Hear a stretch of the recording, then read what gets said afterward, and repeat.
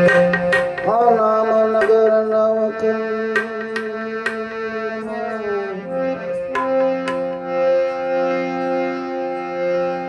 નામ નગર નવકંડમાં નિરાતને ગોંદે અમર ફળ જાને પરે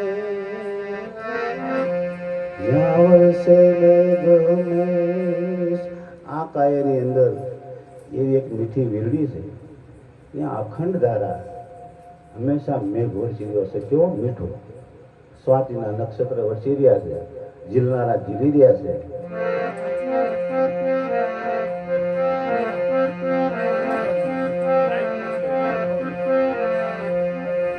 તો નામ મિલા તો સબ મિલા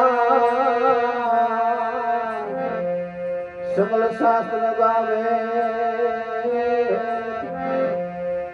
बिदाना ने नर के गया पद पद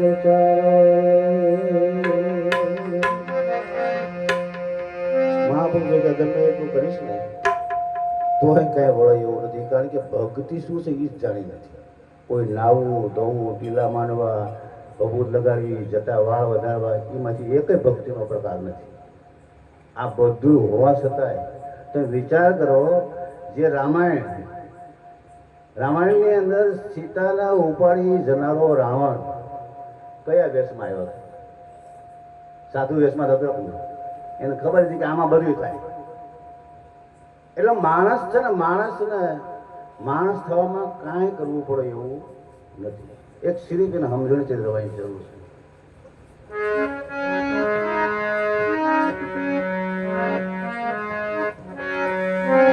માટે મારું એ કોઈ રે બતાવો અમને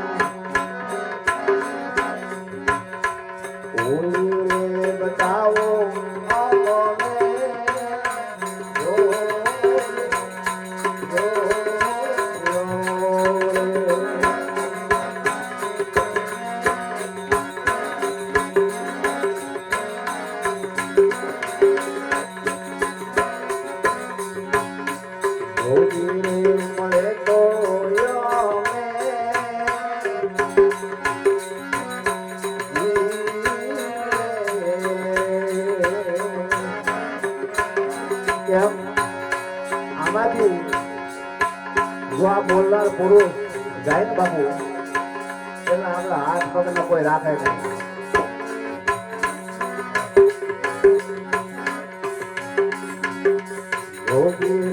મળે તો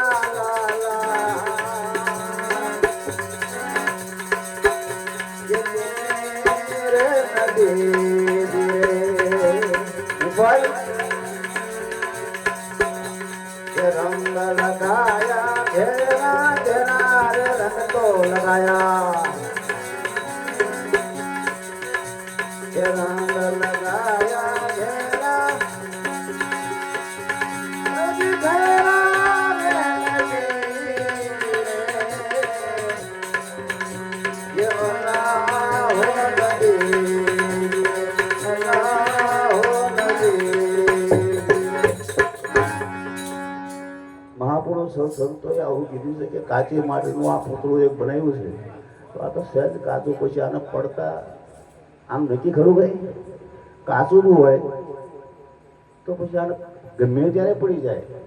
આપણે એમ કહી શકીએ પણ હજી બનાવ્યું જ છે પણ બનાવ્યું હોય આટલું બનાવ્યું છે તો કાચું કાચા માટીનું જે કાચું માટલું જેવું બાકી આ વગેરેનું એને પાણીમાં બોલો તો ભાઈ ગળી ન જાય. તારે આનંદ કાયમ પાણીમાં રહેવાનું. એટલે આનો નક્કી જ નહીં. એટલે આની પર ભરોસો ન કરાય. રહેવાય ખરું, મોજ મજા કરાય, આનંદ કરાય, સંસારનો લેવાયેલા સત્કર્મો કરાય, પણ આની પર ભરોસો ન કરાય કે હા રહી જશે કાંઈ નહીં. કંઈક રાણા વયા ગયા અને કંઈક ગયા નિરાશ. આ ધરતી રાજા રામની કોઈની પૂરી થઈ નહીં. આશુરાવ ન થઈ, આપણા સંતોની થઈ ગઈ છે આશુ પૂરી. એની આશા કૃષ્ણ મર ગઈ. મને પછી આશા કૃષ્ણ રઘુરામ કે ન રહ્યો ભાઈ. કેમ કે બેની મને જે 14 ભુવનનો સ્વામી આજ મારા આંગણે નાચી રહ્યો છો, મારા આશા કોને?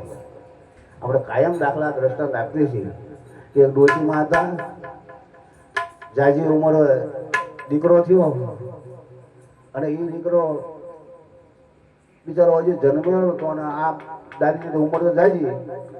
હવે આપણે શરીર છોડવાનું થયું, આપણે કોકમાં પતે જઈએ, કારણ કે બધા અનુભવી છો, પણ કોકને કદાચ આપણી વાતથી ખ્યાલ આવી જાય. એટલે કહેવાનું તાત્પર્ય જે છે એટલું કહેવા માટે તેને આખો દાખલો દેવો પડે મારે. એમાં આખા ગામના બધા કે દાદી હવે તમારું શરીર છોડો ને શું લેવા ઉપાધિ કરો છો? આવું તો બધાને થાય જ છે. પણ કે મારો છોકરો હજી નાનો છે, મારો બહુ લાંબી ઉંમરે છોકરો થયો છે, આને હાથું છે કોણ?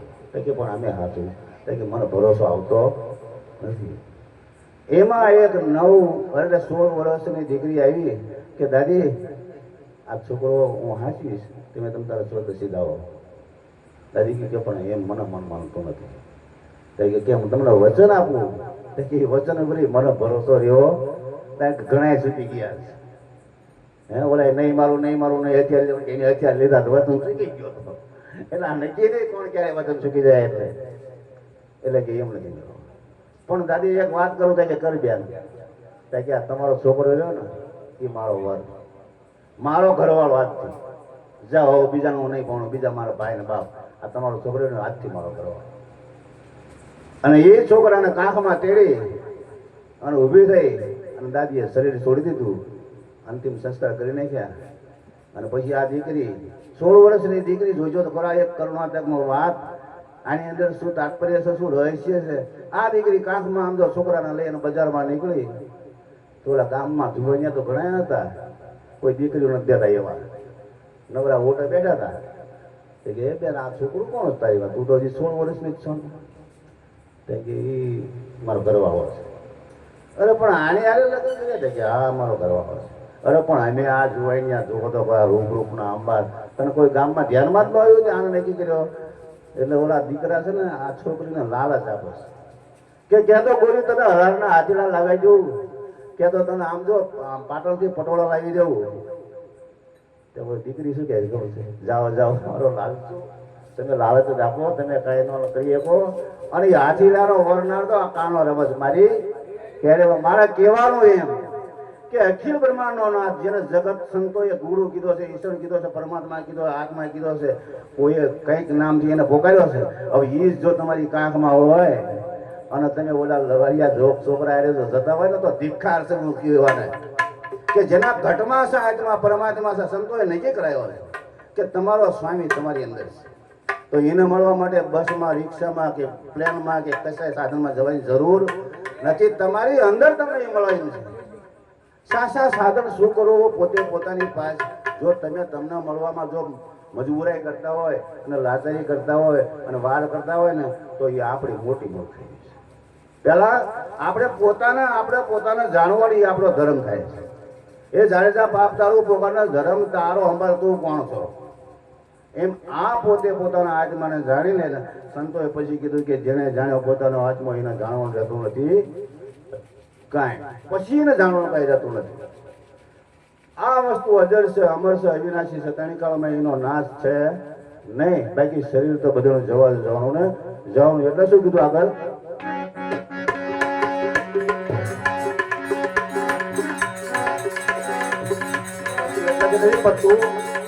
પછી યપ્તા કરવાની થાય.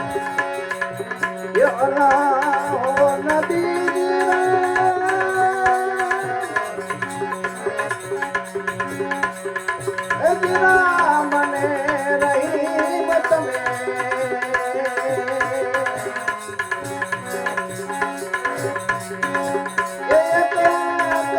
માનો લાલા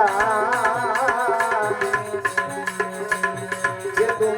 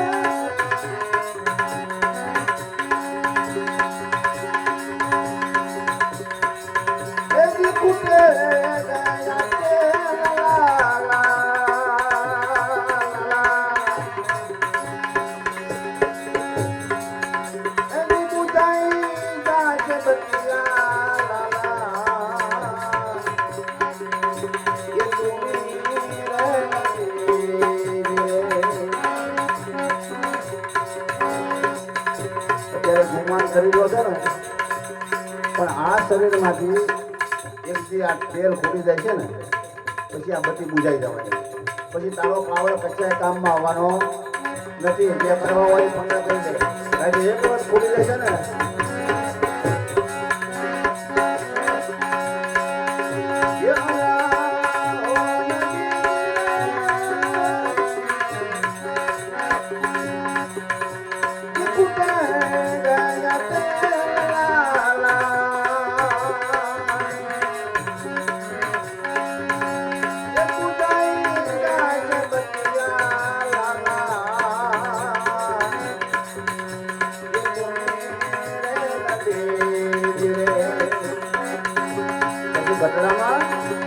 घटनामा हो जाए हाँ तबले घटनामा हो जाए भोले अंजना घटनामा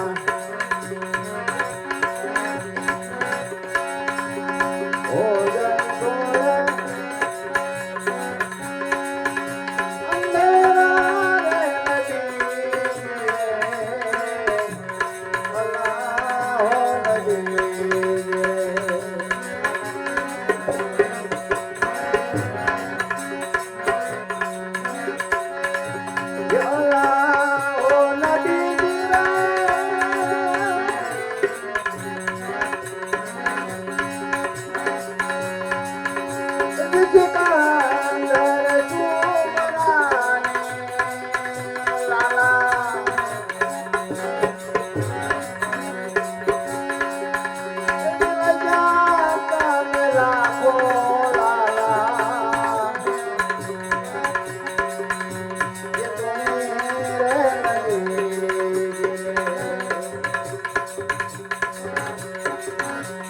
दास होती गुलाम तेरा दास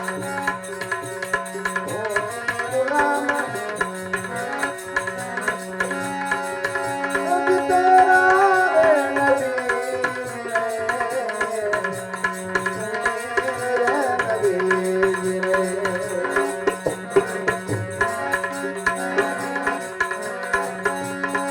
सुरता दौड़ने लगी गगन में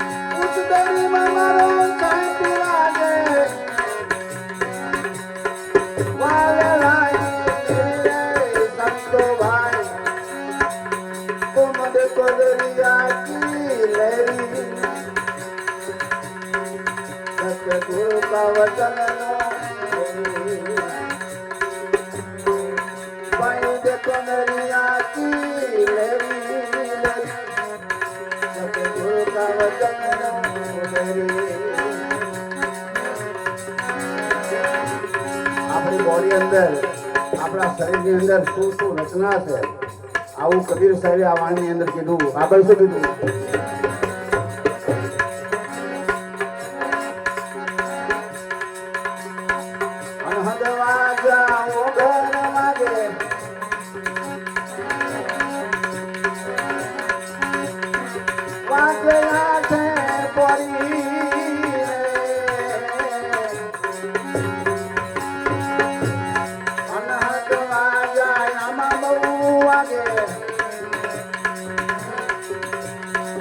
વાગે આઠે કોઈ ગજ પકડને અરસ વાગે બોલને વાગે કેઈ રે સંતો ભાઈ तुम देखो दरिया की लहरी जब गुरु का वचन गुरु का वचन गुरु का वचन साहेब कभी એમ કહે છે કે આ શરીરની અંદર જો ખોજો ને તો મારી વાત કરું ને મારા અનુભવ પ્રમાણે મેં તો આ 15-20 વર્ષથી ખોજ્યું ને તો મને હજુ તળિયું જગ્યું નથી એટલી અનંત આની અંદર રચના એવી છે આ બોડીની અંદર નખથી શીશ સુધી કે આપણે એને પામી ન શકીએ તો આમાંથી નવરા પડ્યું તો બીજું જાય ને પણ તોય આ અપલકોનું મન અપલકું આમાં જ જતું અને બીજે જાય છે જ્યાં જરૂર નથી જે આવવાથી મારા ને તમારા જીવનમાં પરિવર્તન થઈ જાય છે બગડી જાય છે ખરાબ થઈ જાય છે છતાં એમાં મન જાય છે આમાં જતું નથી સંતોએ કીધું છે કે આમાં અનહદ વાગા બહુ વાગી રહ્યા છે વાગે છે 8 પોરી એક ઘડી કઈ બંધ નથી 4 પોર દિવસના 4 પોર રાતના 4 પોર 8 પોર થયા 8 પોર ને 32 ઘડી જે પુરુષ મારા ને તમારા ઘટની અંદર ગર્જના કરી રહ્યો છે ને આને મહાપુરુષો જે જાણી લો ને હે તું આ માથું ઓળખસ ભીતરો ઓળખસ પગ ઓળખસ પેટ ઓળખસ બરડો ઓળખસ પણ તું આ તને ઓળખ ને તું આમાં કોણ બોલી રહ્યો છે હવે આ બોલવાની વાત આવી એટલે ઘણા સાખીમાં આવી કે બોલે એ બીજો નથી સેપરમાં પોતે અજ્ઞાની અડકો રહીને એને ગોતે કે આમ પતાય એવું નથી પણ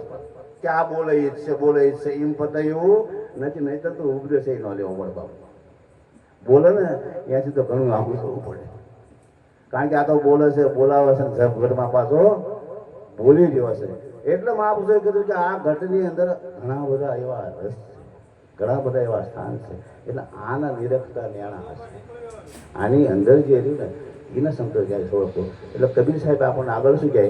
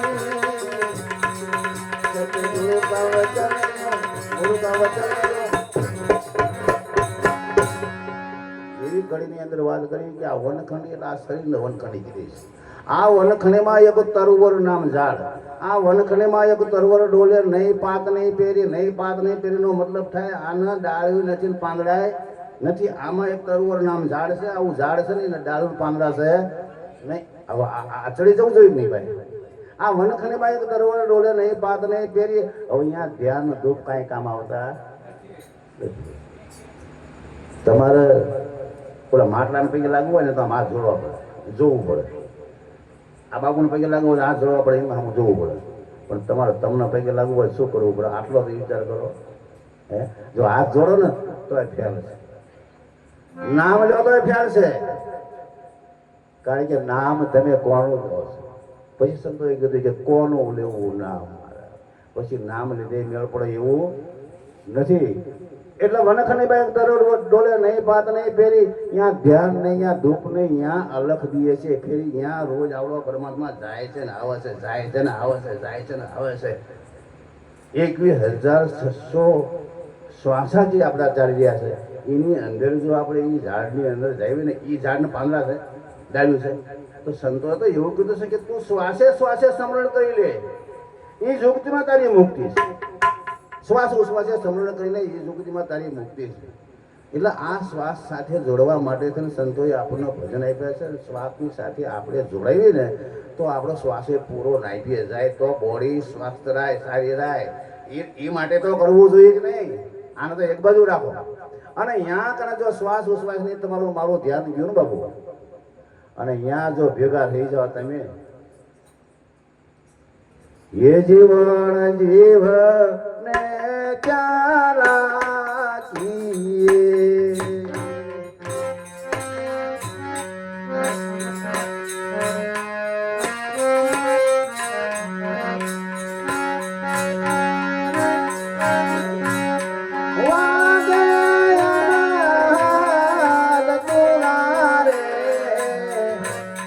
જીવન તારા જીવ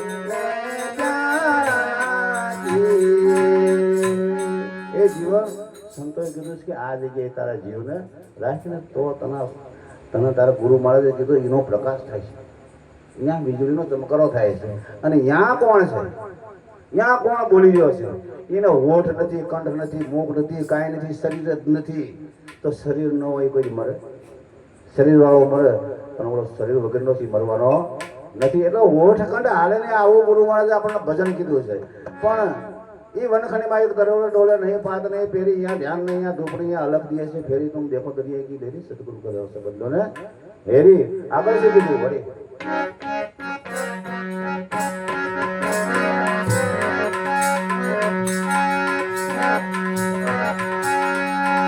સાહેબ કબીર કે અવગલો ચરયન બે પાયા अब क्या ढूंढूं मैं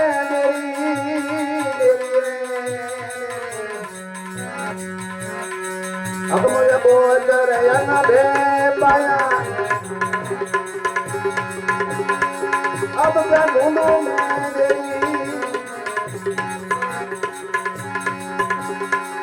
रामानंद का बने कबीरा निर्गुण माला खेले संतो भाई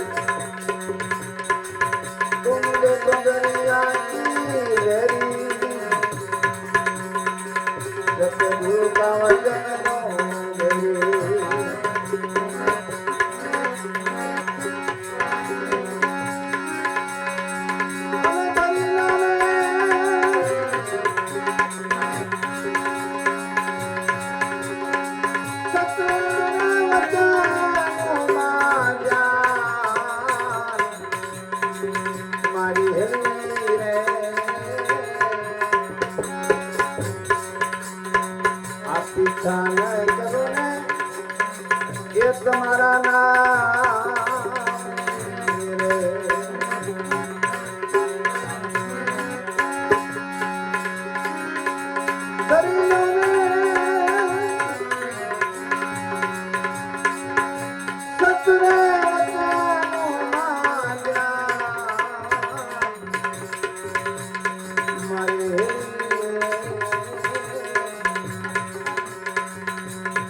संग ने ए निजना